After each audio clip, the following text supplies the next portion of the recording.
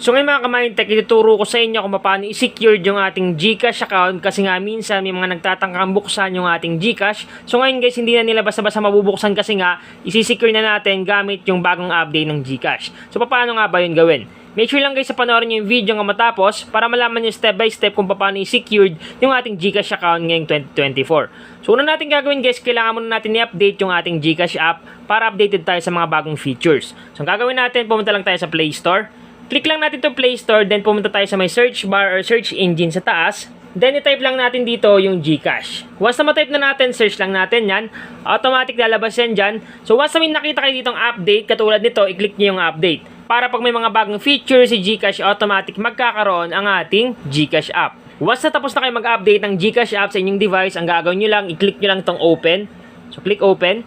So, antayin natin. So, mag-open yung GCash. Sunod natin gagawin, ilagay lang natin yung PIN natin sa GCash natin.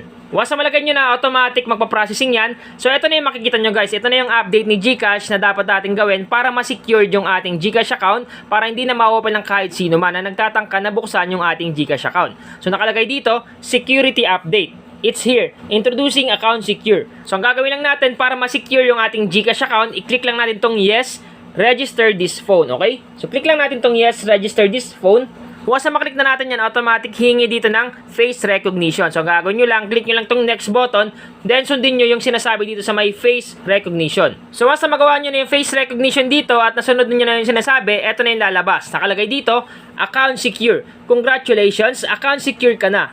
Starting today, your GCash account can only be accessed through this phone. Tecno Mobile Limited Tecno Elite 7. So, ibig sabihin lang guys, once na ma-secured na ang inyong GCash account, kung ano yung gamit mong cellphone mismo, yun lang yung makaka-access ng GCash account mo.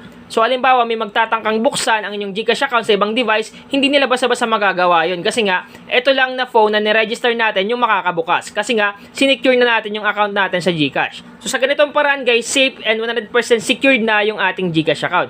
Ngayon, halimbawa naman, paano kung magbago yung isip nyo at meron kayong bagong cellphone? Tapos gusto nyo doon ilagay ang inyong GCash account. So, walang problema. Click nyo lang tong Go to Account Secure. Click nyo lang yan. Then, dito mo makikita sa may Account Secure yung My Register Phone. So, ang gagawin mo lang, in case man na may bagong phone ka at ayaw mo na dito sa device mo kasi nga doon mo na ililipat ang inyong GCash account, i-click mo lang tong down arrow dito sa My Current Phone. Click lang natin.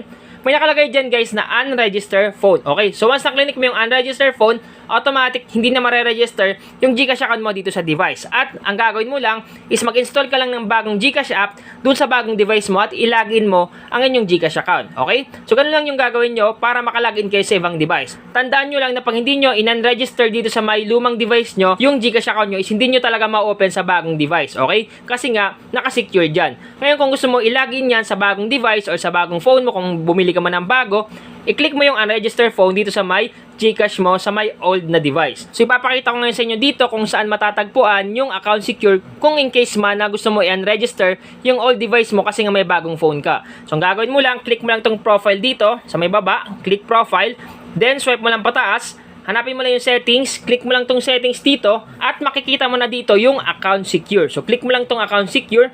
Dito mo na guys makikita at kung gusto mo i-unregister yung old device mo, walang problema para makapag-login ka ng GCash account mo sa bagong device. So click mo lang itong unregister dito, automatic guys, makaka-login ka na.